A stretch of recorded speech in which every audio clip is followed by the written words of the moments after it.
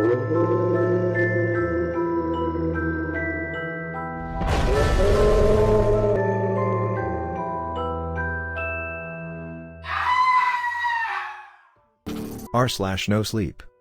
Posted by u/the_1_. I'm the only person that can see an abandoned estate. Help. Part 1. For a while I've been holding off on sharing this experience. It seemed too crazy for me to tell anybody I know in real life. I'm not a secluded person, but I feel as though if I tell anyone I personally know, I'm going to be on the next bus to Crazy Town. This is why I have decided to submit on this subreddit. I never have really paid attention to Reddit or anything of the likes, but I feel as though I need a second opinion or any other relatable experiences to make me feel a little less crazy. The few things you should know before I dive on into this is that 1. I'm an 18-year-old girl too. I live in Australia. 3. I've had past paranormal experiences, but nothing like this before. Sorry for the longish intro, I'll get into it now.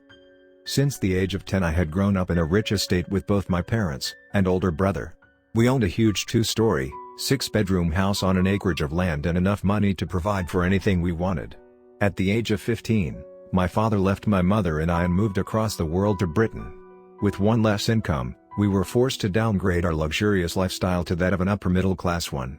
It wasn't that bad, but our new house is located in a relatively new estate known to provide for younger families on a budget, or retired pensioners. The first time I ever ventured into this new estate, let's call it Elwoods, was the day we moved in. Before then I had refused to ever take the trip down the one-way street into the place where I knew my friends would disown me if they ever caught wind we ended up here. Elwoods was located just out of our central town, at the bottom of a hill. Picture driving down into a hole, and that's Elwoods Estate. The long, winding drive down to the bottom of hill seemed perfectly ordinary and uninteresting, until I caught sight of a tiny road leading off the main drag, with an old sign on the letters Chatswood Estate. As my mother zoomed past the sign, all I could observe was a large residential area, though it looked plucked out of the 1950s. An eerie feeling washed over me as we passed the estate, which prompted me to keep quiet about the place. As I mentioned earlier, I've had previous encounters with the paranormal, and each time this exact wave of anxiousness flushed over me. As we finally pulled up to our generous but rather small 4-bedroom bungalow, I pushed past the thought of anything strange and willed myself not to think about the old estate or my anxiousness. It was probably an abandoned subdivision, something built but never bought, wasting away through the decades. It was sort of sad, really. But nothing out of the usual. I continued on with my day, unpacking the truck of the very little assets we now owned. My mother wasn't just a housewife, by the way, but after the divorce her law firm dealt a heavy class action from a client, and were forced to liquidate and shut down. Unemployment was something my mother never wanted, always busy doing something. She's a lot more strung up now, irritated by any questions my brother or I would ask. She believed a lot in independency and research. I, however, needed a confidant. At around 3 a.m., when everything was unpacked and settled in with the new house, I approached my brother's room tentatively. Bellamy, stocky, 20 and afraid of nothing would be my safest bet on who to speak with. Long story short, I explained to him the Chatswood Estate situation, and asked whether he wanted to check it out in the morning. He disclosed that he hadn't noticed the estate as we drove past it this morning, however he was eager to check the estate out right now. I told him no, to wait until we headed back up the hill for groceries in the morning, so we could get a vantage point in the daylight. He loved a good spooky story, so exploring an abandoned subdivision at night would be next to nothing in his books. He agreed to wait, and so we did. Around 9 a.m., Bellamy took his heap of shit Honda Accord up the hill, with me rising shotgun. As I knew we were approaching the estate, I leaned forward and let Bellamy know it was around this corner, and to slow down for a better look. As we turned the corner, I snapped some quick photos on my iPhone, trying to zoom in on anything suspicious or out of the ordinary.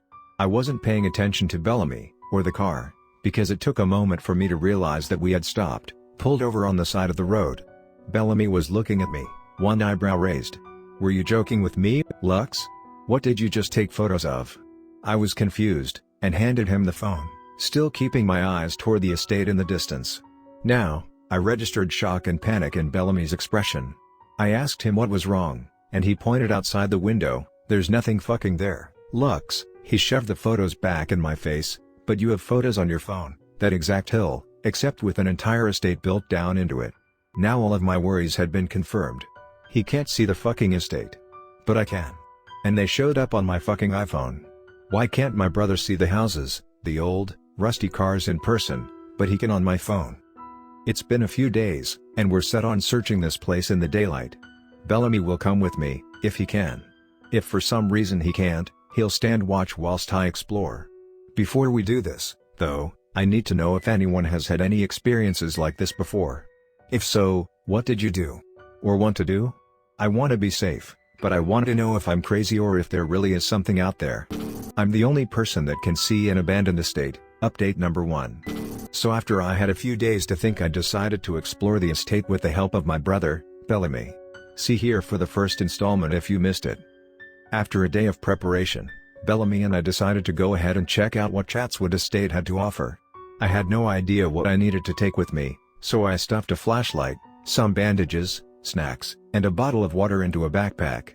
I hoped I wouldn't need anything else. We left around noon. The sun was shining and it was relatively warm day, but not too hot to feel perspired or lethargic. Bellamy made hardly any conversation on the drive back up the hill, which I suppose was quite normal. He was still unsure of this whole thing. We pulled over onto the side of the road, and crossed the gravel street to stand in front of the blocky sign.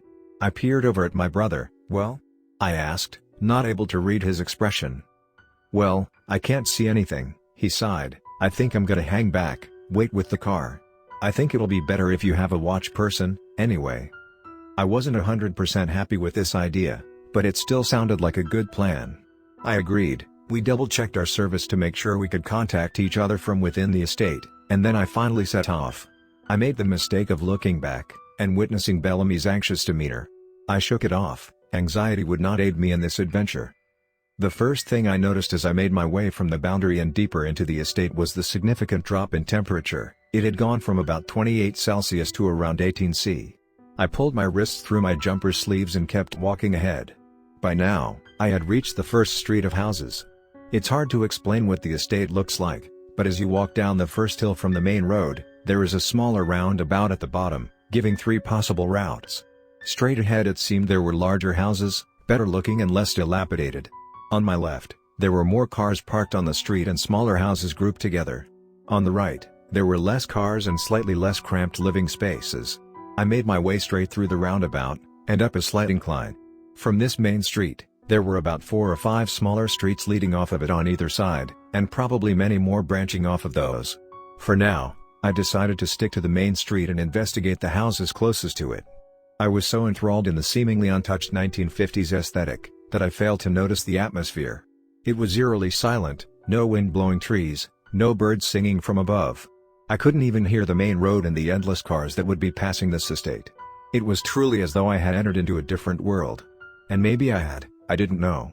I didn't particularly want to go inside a house, but I wanted to know if I could physically, if this dimension would let me interact, or merely observe. Making my way toward a stark white house, I pulled out my iPhone and dialed Bellamy. He picked up after one ring. "Are you okay?" He sounded worried, but no immediate danger in his tone. "I'm fine. I wanted to make sure everything was all right on your end. Anything unusual?" "No, nothing unusual. Just a few people asking if I needed any help. I guess they thought I was broken down or something." He paused. "What are you doing now?" "I think I'm about to go inside a house." "Is that a good idea?" "I don't know, probably not." I laced my fingers around the doorknob of the White House. "I can touch things, though. It's real. Be safe, Lux. I'll call you in 20 minutes, okay?" "Okay, speak soon. Keep safe." I hung up the phone and opened the door. It wasn't locked. The decor inside the house was, to my knowledge, mid-40s and early 50s.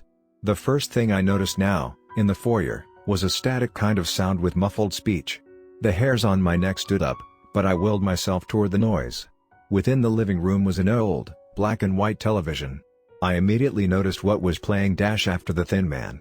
During the 3rd term of our English class, we were made to watch this film to write an analytical essay on thematic concerns and cultural assumptions associated within the time frame and context. For those of you who don't know what film this is, it was released in 1936 and is a sequel to The Thin Man. In short, the protagonist inspects a missing man in a murder case connected to his wife's family.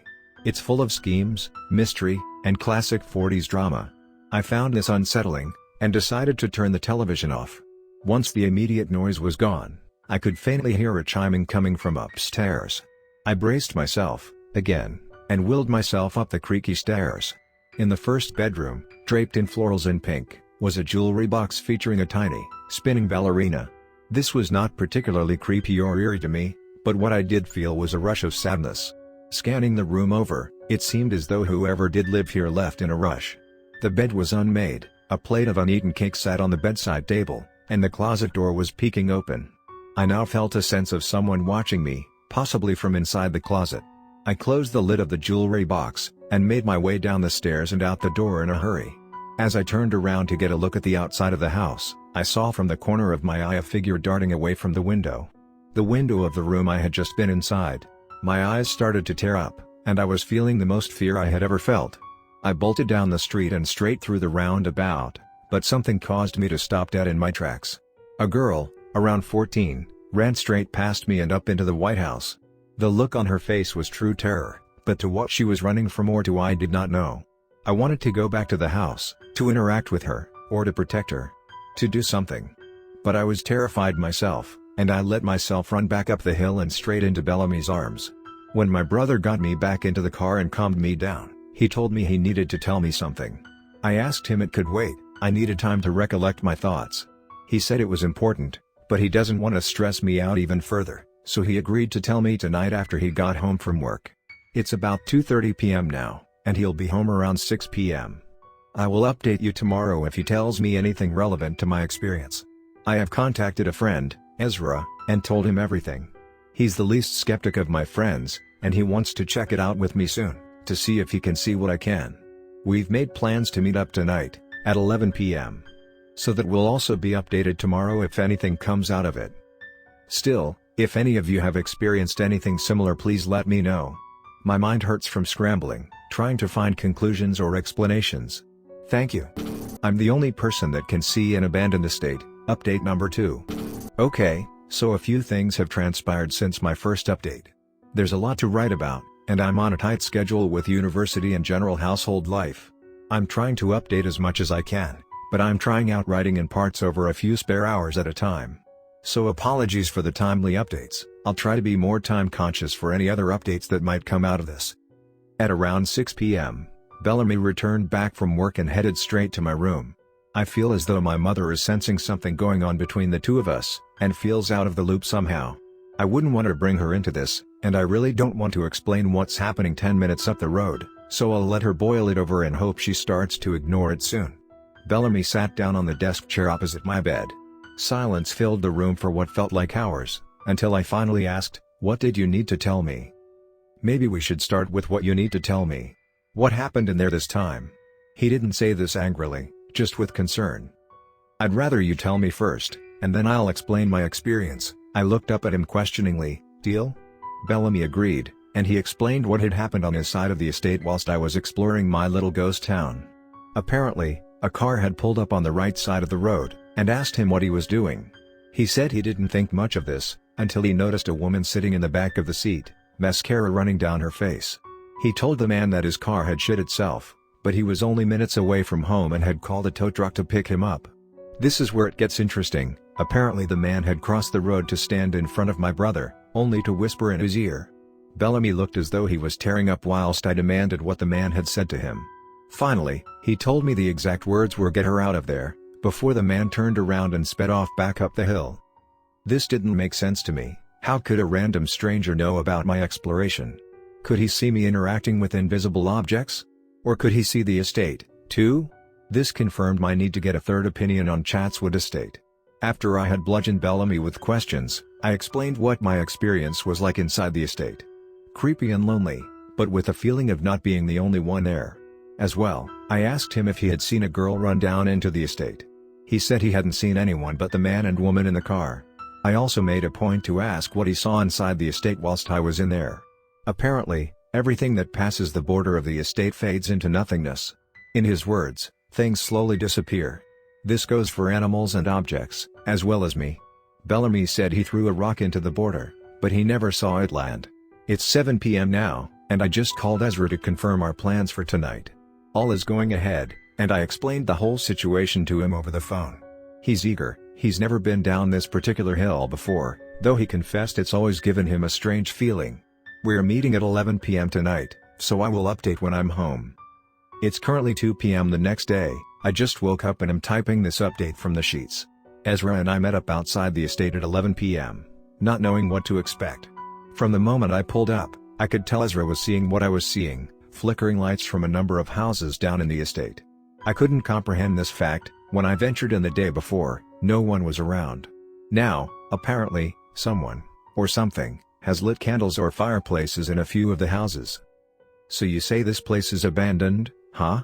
Ezra has been one of my closest friends since primary school, and the only friend who has really gotten what I'm about. After Bellamy, he knows me better than anyone else ever has. He's tall for his age, around 6'4", and always dresses impeccably. Even tonight, he's sporting a navy prep jumper, along with beige chinos and boat shoes. Unbelievable. Yeah, supposedly, I wrap my fingers around his, want to check it out, still? He smirks, of course I do. So we set off, with flashlights as our only means to light the path ahead of us. A few meters in, Ezra comments on the drop of temperature. I tell him it's normal, that I've experienced it as well. I take him to the White House I was in earlier, though he seems reluctant to actually go inside. He pushes through and opens the wooden door. The television is still on, and the chiming from upstairs is ringing once again. He lifts his eyebrows and motions towards the TV. Gone with the Wind is playing this time. One of Ezra's secret favorites. I smile to myself and walk into the kitchen, a place I didn't explore earlier. A single candle is burning in the middle of the kitchen's island bench. Ezra makes a remark about the bench top being marble. I ignore it. In a frame hanging on the wall, is a family portrait. It features a mother, father, a son and a daughter. I close my eyes and try to keep my balance. I honestly feel like I'm going to pass out at this point. I have to be seeing things. Ezra hasn't noticed the frame yet, but his hands are on me, trying to keep my steady. He asks me what's wrong, and all I can mutter is, "It's us," before my vision turns black and I'm hanging loosely in Ezra's arms. Ezra drove me home, and stayed with me the night. Bellamy was concerned, apparently, and I had an entire interrogation from the both of them when I woke up a few hours later. If it wasn't clear before, the family portrait was a portrait of my family. We had never had any family photos taken together like the one that was hanging on the wall inside that old house. We were dressed in clothes from the 50s era, and the photo itself was fading and losing its color. Further, the girl running past me the other day, I now recognize as myself. She was not 14, like I originally thought, but rather about 10 or 11. You know how people say you wouldn't recognize yourself if you saw yourself standing in front of you? I suppose that saying is really true. Honestly, I don't know what we're all supposed to do with this information now. Why could Ezra and I see this estate, but Bellamy couldn't? Why, if he is featured in that family photo, a part of that house, not able to see the estate? Is there something inside that someone/thing wants me to find, but not Bellamy? Is it for protection, that Bellamy cannot enter or see anything within Chatswood? I'm at a loss, and I think I'll need a good day to recuperate before I go back in. I'm the only person that can see an abandoned estate. Update number 3. This morning, at around 5 a.m., a strange smell was coming from the back end of the house, where the living room and kitchen were situated. Curiosity took the best of me, as usual, and I sleepily padded my way down the hall from my bedroom to check it out. In the middle of the living room stood my mother, 6 foot tall and blonde, burning something she was holding between her fingers. My mother was never a morning person, and nothing had changed when we moved houses, so why was she up so early? I made myself more apparent to her, stepping out of the dimly lit hall and into the lighting shining in from the floor-to-ceiling windows. "What are you doing up so early?" I asked, filling a glass of water from the sink. "What are you burning? Don't tell me you've started up smoking." "I couldn't sleep," she sighed. "Your grandmother gave me a wad of sage to cleanse the new house. I thought it might relax the atmosphere." "What exactly about the atmosphere isn't relaxed?" "Well, for one, you've been leaving the house at random hours, and coming back a good time later." My mother raised her brow. "Are you doing drugs? Have you got a new boyfriend?" I noticed Ezra stayed over. "I really don't need to talk about this right now," I mumbled, sleepily. I had hardly gotten 3 hours sleep myself. The last thing I feel like doing at 5 a.m. is telling my mother about a hidden estate and our family portrait from another dimension or whatever the hell that place is. After I let those words escape my lips, I remembered something my mother had said that I had initially dismissed. "Grandma gave you that sage?" "Yes, as a housewarming gift." She set the sage in a bowl and walked closer to me. "You know what she's like with this type of stuff. Always into the paranormal? Always? Even when you were a kid? Maybe my own grandmother could answer the questions I desperately needed. I used to come home to her and her weird friends playing with Ouija boards, or witchy kind of games. Light as a feather, stiff as a board, you know? That kind of thing. That afternoon, I decided to take a little trip to visit my grandmother. She lived about a 15 minutes drive away, in one of the newly built higher socio-economic suburbs. I asked to borrow Bellamy's car, which he agreed with, though I didn't tell him what I was doing. As I neared my grandmother's house, I noticed for the first time the thick brush of forest behind her home. In the day, it was quite peaceful and nice to observe. However, nearing the night time, it gave off a more sinister vibe than what you would actually imagine. She opened the door with her arms open, kisses on the cheek and a pat on the back. The first half an hour was a catch-up session, asking me how I was dealing with the move and how my studies were unfolding. All was good, I told her. However, I had a few questions that I thought she could answer for me. She was eager to listen, always the helpful little woman, even after my grandfather's passing. As I knew she was into the paranormal, I didn't feel as insane sharing my experiences with her, and all the time I was explaining what had happened, I felt as though she wasn't judging. After I had finished, she sat quiet for a few moments, recollecting her thoughts, I assumed. Quickly, she jumped out of her seat and headed toward her dusty bookshelf. The trees within the forest outback rustled noisily in the wind. I shivered. She came back over to the lounge suite, and handed me a hard-covered, leather-bound book that had collected more dust than pages. Looking questioningly at my grandmother, she told me the answers I needed were written down in that exact journal. Look specifically for prison worlds and masking spells, they will give you what you need. She winked and sipped her tea. Did you know about this? Beforehand? I was confused. She wasn't even fazed by my information. You don't look at all concerned, she chuckled. In my 82 years of life, Lux, I've experienced more than you could imagine. I'm hardly fazed by anything at all, she inhaled, except technology. I don't understand that, though.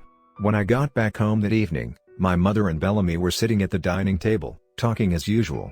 How was your grandmother? My mother asked, motioning for me to take a seat with the both of them. Bellamy spun around on his chair, looking straight at me, with a somewhat displeased expression. You went to see Grandma? Yeah, I wanted to catch up with her. I twirled my hair between my fingers nervously. I had some questions for her. I motioned with my head for him to follow me to my room, and turned around and walked down the hall. I waited a few minutes, but Bellamy didn't follow, so I opened the book my grandmother had given me. Surprisingly, every entry was handwritten, with drawings and diagrams and annotations in various scripts and pen colors. On the first page, the date scrawled at the top of the book was 1898. Obviously, it was somewhat of a LaFay family heirloom. Passed down from generations, though I wondered why my mother had never obtained it. I flipped through the various pages, until the title Prison World Enchantments caught my eye. I skimmed the writing quickly, so I was able to give fast facts on the information written. I will go back over the text and read it in depth later. For now, though, what I grasped is that, a prison world is a universe created through the means of white magic, designed to keep a person or thing trapped within that place. Usually, it's stuck on a certain date, though it could be a year repetition, month or day. There is no way to escape. The person trapped cannot die, and does not age. They are stuck to eternally repeat a specific event. This could be connected to something they've done or experienced, however it's usually a traumatic event for the prisoner, one's own personal hell. I have class in an hour, so I'm going to get ready and organize my timetables. Hopefully tomorrow I will be able to read more into the journal and decipher anything else relevant. Though it seems that this prison world is the best explanation for what I've experienced, there still is no answer as to why myself and Ezra can see it, and why there is an old photo of my current family hanging on the walls. I feel as though I am making progress though, and may call back into my grandmother's with Bellamy later this week. For now, Reddit, have a great day. I'm the only person that can see and abandon the state. Update number 4. So firstly, I'd like to apologize for being MIA this past week. I've just been generally busy visiting friends and going to university, and needed to clear my headspace. Whenever I get too deep into the paranormal, the entirety of my mind is consumed with it. It leads to sleepless nights, and obsessive actions and thoughts. It also dampens my mood, and I lash out at everyone. I gave myself some recovery time, but I'm back and ready to head straight into it. So, without further delay, here's what's happened since I've disappeared. 6 days ago, 2 days after I thumbed through my grandmother's journal, I decided to return to her home for more answers. I had read the chapter on prison worlds in depth, annotating any thoughts I had about passages on sticky notes. Since I can't provide photos of the journal, the chapter mostly includes a description of the prison worlds, the spells needed, and any other magical objects used within the spell. The description is as follows. A sure way to eliminate all threat from your enemy is to condemn them to a prison world. Within the multiple worlds, there are cracks. The veil that separates the living world from the underworld is strong, but can be cracked open enough to trap someone within limbo. Limbo is neither here, nor there. A prison, essentially. Moreover, there is no limit to how many can be trapped in each personal prison world, but doing so with more than one person requires more than one witch, and a location extremely susceptible to magic, so as to draw from the remnants of what has been left behind. Items that are absolutely required will be 1. Moonstone. 2. Salt. 3. Sage. 4. Steady fire. 5. Personal objects of each individual you wish to imprison. 6. Candle, small bowl of water, olive branch, together. Steps. 1. Arrange salt in 3 circle rings, triangular formation. 2. Set moonstone and sage, burning, in separate rings. 3. Set fire in 3rd ring. 4. In the middle of the formation, set a burning candle, water, and olive branch. 5. Whilst reciting, redacted, spell, walk the perimeter of the triangle and drop each personal item into the fire. Do this 3 times, recite, redacted, 3 times. 6. Once completed, the person you desire to imprison will be transported to the other world you have created. They will automatically be delivered to a day in their life in which they feel has been the worst. So, naturally, I have a few questions for my grandmother. The first and foremost being, what the hell? As I pull into her driveway, I notice her car is missing from the pavement. Anxious, I decide to give her a call. She calmly explains she's out to lunch, and won't be home for a while. I decide to explore, anyway. Grandma's house is beautiful, standing tall and reminiscent of a mini French chateau. Around the back, however, has always interested me the most. The thick brush of forest trees and pines block off any view of what lies beyond it. As you may have already been able to tell, I'm curious and a dumbass. Those 2 traits, usually, do not mix well together. In my personal case, it never has. I make my way into the thinner lining of the forest, and the world almost goes as silent as it did within Chatswood Estate. However, there is a slight breeze and the subtle songs of many birds. It seems peaceful, calm, and safe. I venture further. Unfortunately, I don't remember much of my exploration inside the forest. What I do remember, though, is waking up within an arm's reach of the thin brush, back at my grandmother's house. Bellamy is there, and he's yelling, and my grandma is on the phone. The whole way back home, Bellamy scolds me on doing asshole things by myself. In my reflection, my face is scratched, presumably by twigs and branches, as well as my arms and legs. My feet are blistered and my sight is slightly blurry. After this experience, I decided to take a few days off from the paranormal and do normal people shit. It was boring, and I'm ready to get back into my research. I'm sorry if this is a short one today, and since I've made a lot of you wait a long time. Tomorrow, I'm heading back into Chatswood, and possibly back to speak with my grandmother. I'm hoping she will still speak to me about all of this, after my mishap in the forest. I also plan to find out exactly what happened during that adventure, but it is not at my forefront as of right now. For now, Reddit, have a good one.